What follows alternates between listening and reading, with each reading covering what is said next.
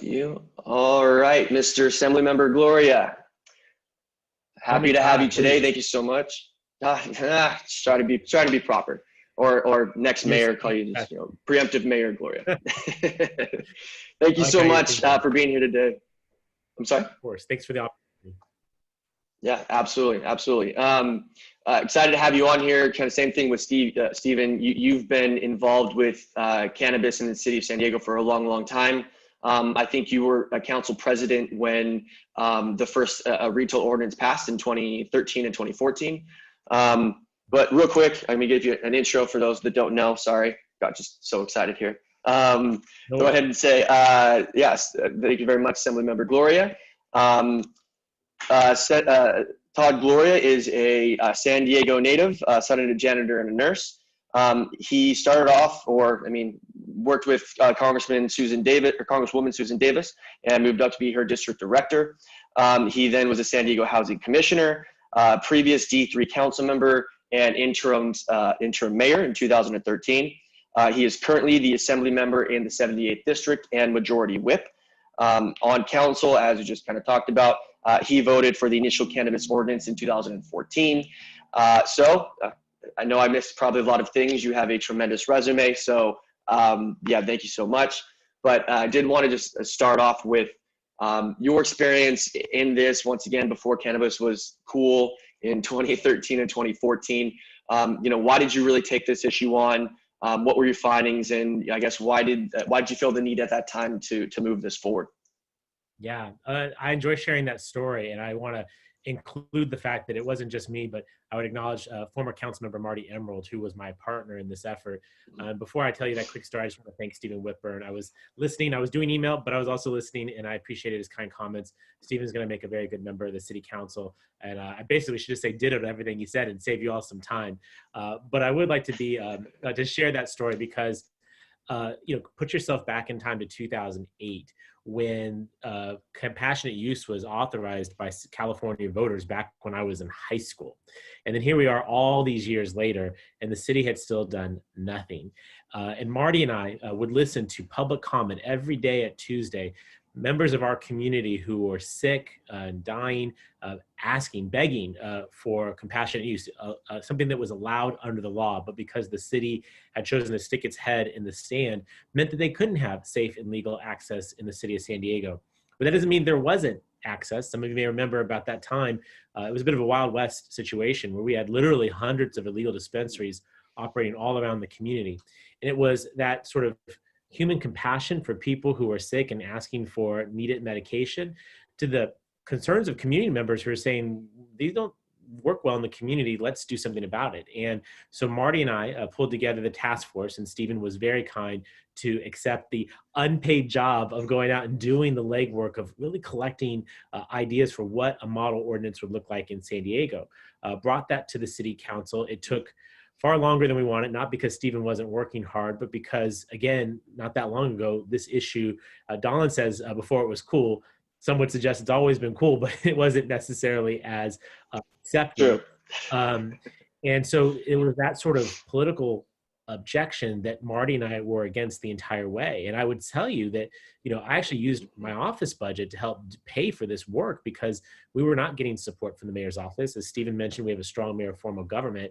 And if the mayor doesn't want something, then city staff doesn't work on it. And so Marty and I really did this work with the help of volunteers like Stephen, ultimately got something to the city council. I will confess that it was far more conservative than I wanted in terms of legislation that had my name on it, but it was what was necessary to finally get some rules of the road on to the books.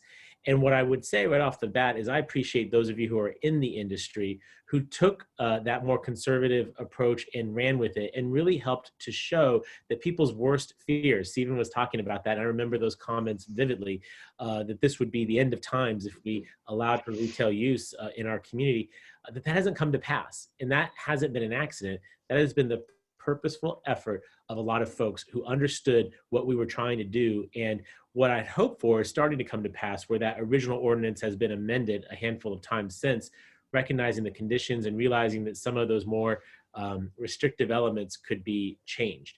I believe that more changes must come. And as this industry has shown its ability to operate responsibly in the neighborhoods, the city should be a partner in that effort to allow more operation.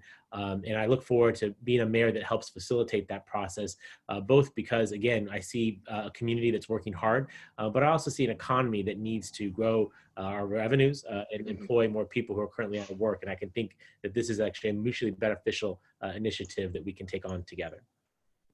Yes, yes, absolutely. And I think you hit on a couple of big points there. Is so much of this has taken, or so much of the changes to the ordinance have taken place outside of any help or resources from the mayor's office.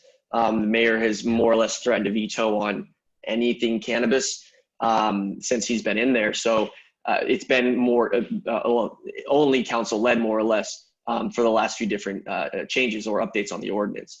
So, so I'm happy that you say that that you as a new mayor would help provide some research or some direction for the industry. I think that's incredibly needed. And then secondly, retail is going to be hurt real bad after all of this. And I think it's kind of a bit of a shame that something that generates, well, one of the main issues when it comes to licensing is the amount of traffic that these facilities bring in, which when we're talking about an issue on around commercial zones and retail, this could help bring a lot of economic activity to those commercial zones. So, I'm happy that you highlighted that this could be a use for, or it could be a tool to kind of revitalize retail. Any specifics on that at all, or any changes? Because, right now, retail is out in the industrial zones. How do you feel about maybe bringing those into some commercial zones? Well, very similar to what Stephen was sharing. There's an openness on my part. And again, I think what has happened, what was different from 2008 to 2013 when we were doing this work, is that the public has seen this in action now. And, I am sympathetic to the neighborhoods at the time that had not seen this. It's hard to understand something you've never seen before. Now we have several years of legal operation, and people's worst fears have just not come to pass. And so when the original ordinance consigned much of this use to industrial zones, it wasn't necessarily that was a planning best practice. That was a political compromise born out of the time that we were in. What I believe, what I think, and what we should be looking at is that there are probably communities that are much more receptive. As Stephen said, District 3 voted overwhelmingly for adult legalization. And so a community-led process where folks who see vacant storefronts, and let's talk about vacant storefronts, because while there's a lot of demonization of cannabis dispensaries, let me tell you, that is nothing compared to a vacant storefront, a black spot in the middle of a block that really is like a cancer that grows and affects other retail businesses and brings down a neighborhood. So, there are broader issues about the city's ability to work with really any business. But if you have a growing industry, its only constriction is what government has put on them, then this is a point of connection that we should talk about. And so recognizing again that the reasons for the zoning really don't necessarily reflect, I think, today's opinions. That's an opportunity for reopening and reconsidering. As I remember when we were passing this ordinance, there were two amendments from the floor. Those are usually deadly because I don't always feel like they've been well vetted. But it was, again, what we were trying to get to get the majority necessary to actually pass this ordinance. And one was the restrictive zoning to largely just industrial zones. The other was the cap per council district. And I don't know that either of those have served our city well. I know it certainly hasn't served the industry well. And these would be two areas that are probably worth additional exploration to understand, okay, how can we more surgically match that to communities that would be open? I think a lot of communities would be open. And again, to what you were saying a moment ago, Dallin, what a transformational difference it would have to both have the city council and the mayor's office all agreeing that this is a worthy endeavor. And if we can work on it together, I think whatever controversies and concerns, objections there may be, will not be quite as difficult to address and ameliorate when there's actual collaboration between the two branches of government. Yeah, absolutely. And the biggest thing we found around all these policies is just education to residents. A lot of people, still kind of have that, the demonization or stereotype of the industry. So, if we're able to educate as a city or, lead as a city about all of this too, I think that would be very, very effective and help qualm some of those concerns in a lot of these communities. Yeah. Well, I'd Yeah. hope to keep my experiences with the ordinance and in my time in Sacramento, where I would tell you that the attitude of the legislature is very different than city councils when it comes to cannabis. And, to, as mayor, be able to explain to San Diegans what this really looks like and what this could be. And again, that's a big part of this job. Stephen was right a moment ago when he was saying listens a lot more, that we should listen a lot, but there is an educational role that must be played both from industry, but also from elected leaders. And I would never have a problem saying that there's a dispensary just a couple blocks from my house in the part where District 3 is talking about. It actually opened during the pandemic. I've been home every day since. I'm able to watch this thing unfold in my neighborhood. And Don, I'll tell you, there's nothing different. What's different is that vacant property is no longer vacant. There's actually activity there. There are citizens coming in and out and creating the kind of activity on the street that actually, frankly, helps the neighborhood, doesn't hurt it. Yeah, absolutely. So kind of to change direction here, taxation. It's one of the biggest things hurting the industry. As we talked with Stephen there, it's about 35 to 40% effective tax rate on these products. Being both from the state and seeing some of the things that you could do to maybe change things there versus the local level. What do you think about taxation? What type of relief or assistance can be provided? I think that we should adjust the tax rates downward, particularly while we have such a large black market still operating. While the zoning restrictions and other sorts of land use provisions have been, I think, detrimental to the growth of a legal industry, I think probably the most impactful thing has been the taxation system, in that you and I both, we're going to shop where we can get the best deal, right? And while I think the vast majority of people want to be legal, when the cost differential is so much, it's understandable that people will vote with their pocketbooks. And from my perspective, and let me remind folks, I was chair of the city's budget committee for 6 years. And I've seen situations like this before where the city would insist upon, oh God, you said the percentage rate a moment ago, Donald, what was it, 30%? Like 30 to 40%. Yeah. So when it's 30% and no one's buying it, 30% of zero is zero, right? And we had something similar when I was on the city council. Some of you may know that the city owns Petco Park. And the city insisted on an agreement with the Padres that any non-baseball activity, that the city would get 100% of the proceeds from whatever that is, a concert, a monster truck rally, whatever it is. Well, interestingly, when we insisted on 100% of the revenue, nothing was going there. In part because the Padres had no financial incentive to make investments in that, and the city certainly wasn't going to pay to convert the baseball field into a monster truck rally. When we changed the percentages and actually created a market incentive for the Padres to invest in things like a stage for Taylor Swift to perform on, then guess what? We started getting a ton more revenue. So again, 0% of 100% of zero is zero. Inverting that, and I forget what the percentages were for that deal, but it is hundreds of thousands, not millions, to the city. I see a similar predicament here. Because of the high taxation rate, we are not hitting the marks. And you see those news stories probably about once a year or so when the city or the state discloses its revenues. And, a lot of people thought that we were going to pay for, golden roads and full health care for everybody. And, buy a new stadium. Hall School, whatever. Right. How many times did I have constituents say that to me? Well, we'll just use the marijuana proceeds. And then come to find out it's not what people expected. Again, I think the prime reason for that is the percentage rate is so high. So I think that it's actually in the city's interest to do what it can to reduce those rates, knowing that there's some of these are assessed locally. And we've done legislation in Sacramento to try and do this, and with mixed results. But point is, I think if we can adjust those downward, we actually will net more money to the city. And again, old budget chair, soon to become hopefully the mayor, facing a massive budget deficit because of our recession. This is a mutually beneficial way to make sure that I have the money I need to pay for public safety, libraries, road repair, and you all have the ability to operate your businesses that are legal in the state of California in the city of San Diego. Yeah, fantastic. And so then, yeah, exactly. So on that too, we only have 36 retail licenses that are allowed and 40 marijuana production facilities that are allowed, cannabis production facilities, I think they changed to. I guess, do you think that expanding the market would help with generating more revenue and especially more investments if we're allowing more business owners to put money into more licenses? Yeah, within reason. I mean, there, of course, simple economics, there is an oversaturation that can happen, and that wouldn't be healthy for the market. But, as you point out, Alan, this political amendment that was offered to the ordinance that created this restrictive 36 permits, it's interesting that even after all these years, we still haven't even hit that target. Yeah.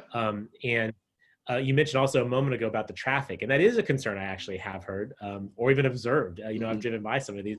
A lot of folks, but again, I think that's because we've only have a limited number of outlets, legal outlets in the city. It understands why you push so many people into just a handful of places, why you get this to happen. So I already mentioned a moment ago an openness to revisiting this again, because it wasn't born out of, I think, a particular request from the community. I think it was what was politically necessary to pass that ordinance at a time that before a legalization for adult use. And again, the world has changed pretty significantly. So I would have an eye on making sure we don't oversaturate the market. Obviously, there's a lot of folks working in this space, and we don't want the industry that is still relatively nascent to collapse for the opposite reason, right? But what we know right now is we have an overly constricted market that is also harming. So it's always a golden middle path, right? Not too much on one side, not too much on the other. It's this incremental progress that I think has been working well. The difference is whether or not you're gonna have leaders that are gonna willing to take that next step, and the step after that, and the step after that. Yeah, of course. Yeah. So then on that social equity, this is something that's or equity in ownership of these licenses has really dwindled since, I started back in 2015 on all this, and it was amazing how many women own their own businesses, how many people of color own their own businesses, and with legalization, we've really seen that percentage of ownership decline. Any thoughts on what you would maybe put forth to develop a social equity program? There's been a few other jurisdictions that have done it. What are your thoughts, or I guess any ideas on what you'd put forth there? Well, we should do that for the reason I think you're alluding to. But if I can just take a moment down, I want to point out that this industry has been talking about the inequities, particularly for Black and Brown communities, long before Black Lives Matter and the obviously more recent tragedies. And that deserves to be lifted up and acknowledged and appreciated. While many more folks are dialed into the issues of structural racism in our community and in our country, the cannabis community has long understood that and has been talking about it for some time. And that's just something that's worthy of acknowledgement and praise.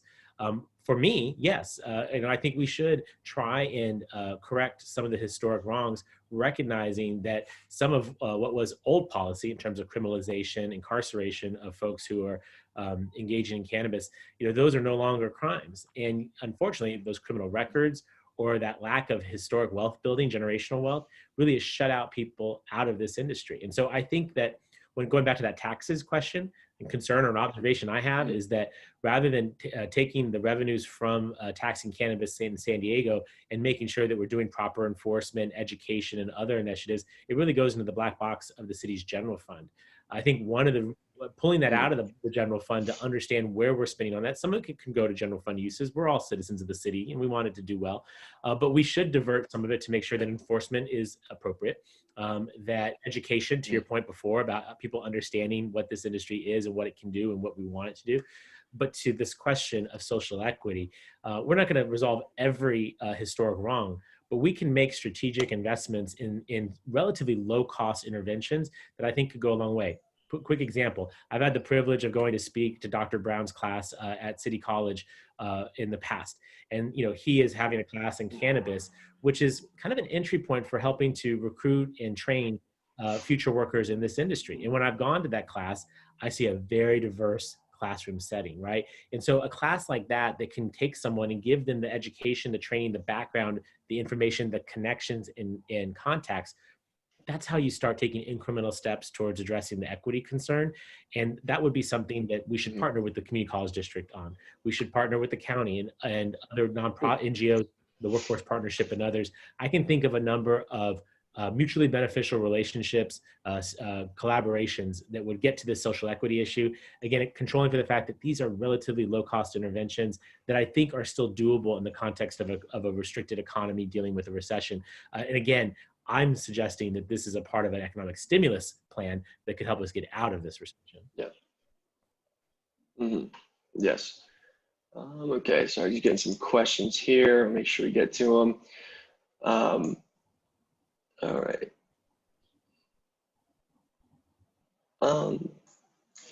Yeah, so sorry, want to kind of jump back to that a little bit. So there are some, one, the state is offering a lot of money for social equity programs in jurisdictions, and San Diego County entirely, like not even just the city of San Diego, but the county has lost out on millions of potential dollars from the city.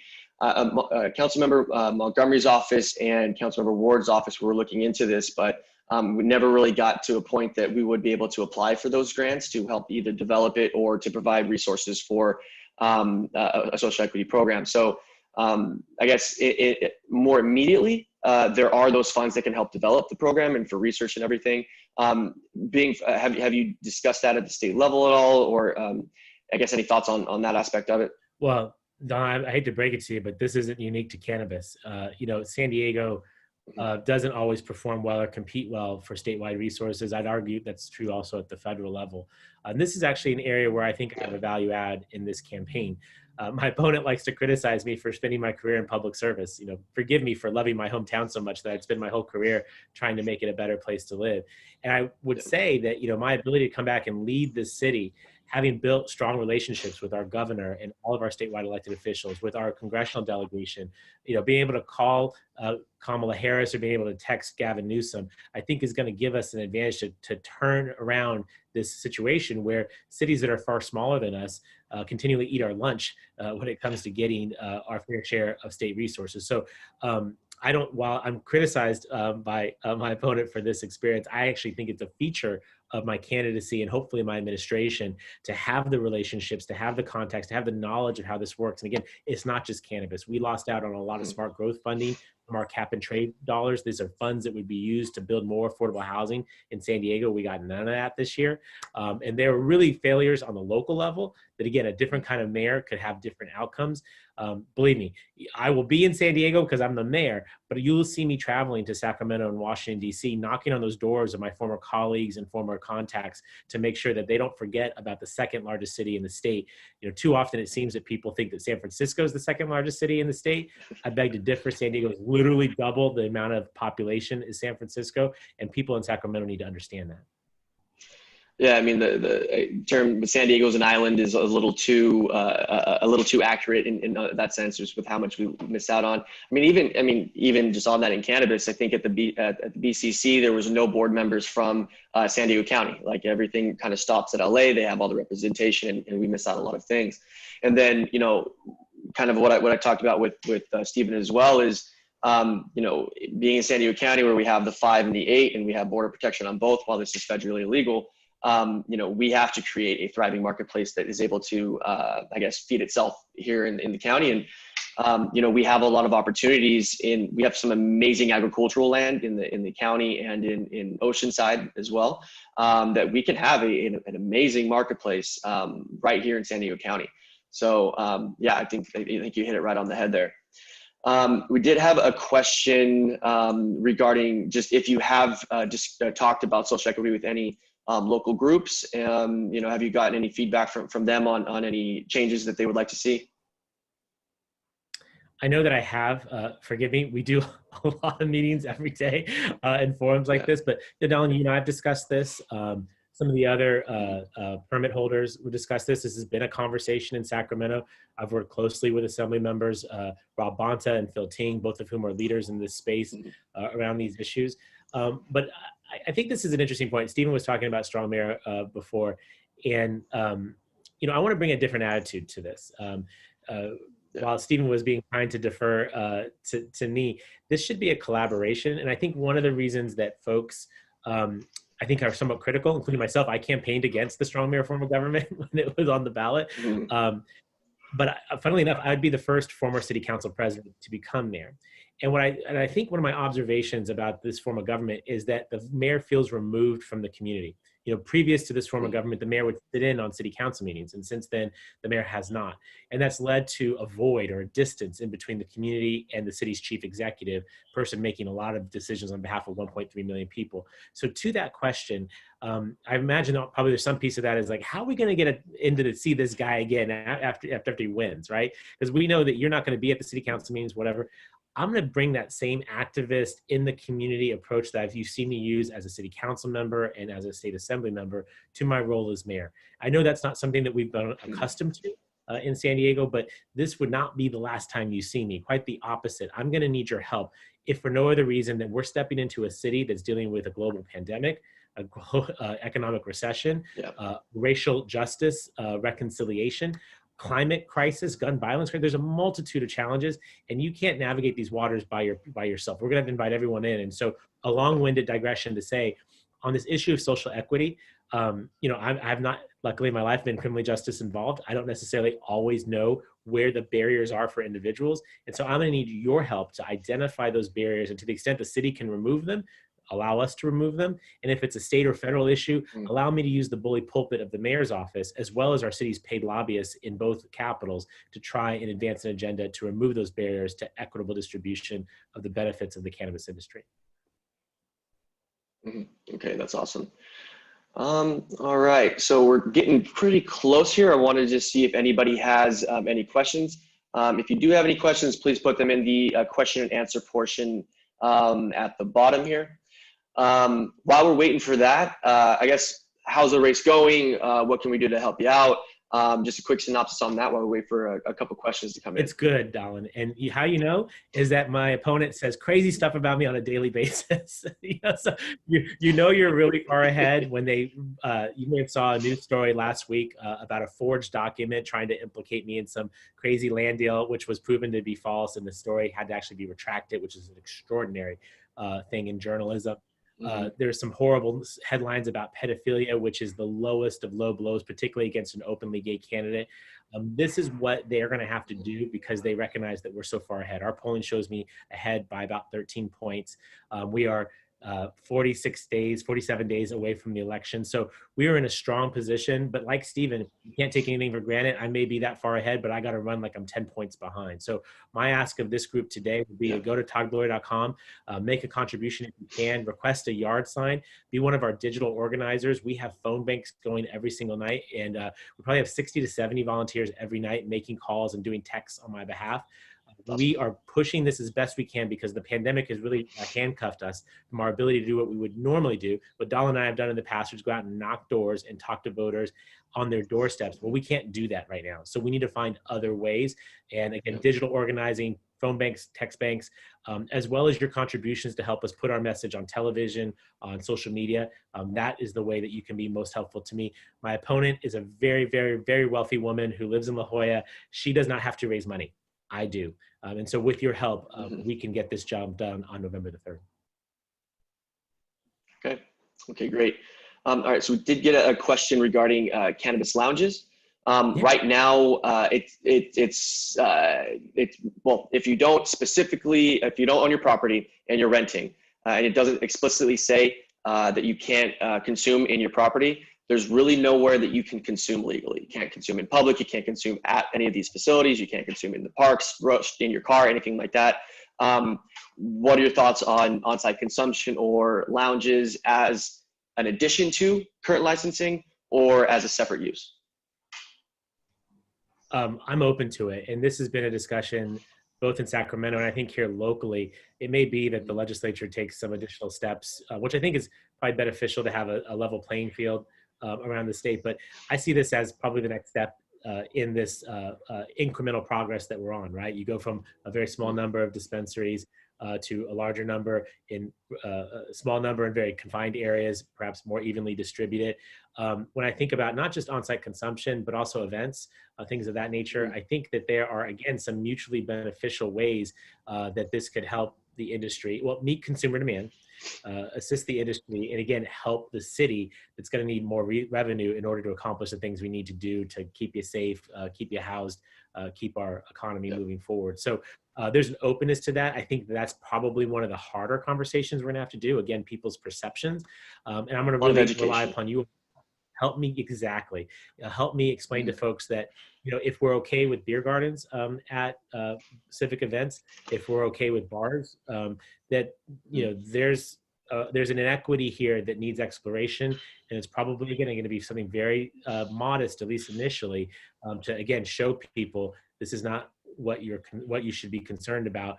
We can do this safely, effectively, address issues about driving while under the influence, etc. I think we can do that. And again, what I'm saying is we'll have an open door, figure out how to do that in a responsible way that the community can accept, always with the commitment to continue to show that good behavior gets rewarded with additional responsibilities, so that we can, again, move forward and develop a more mature industry. Yeah, absolutely.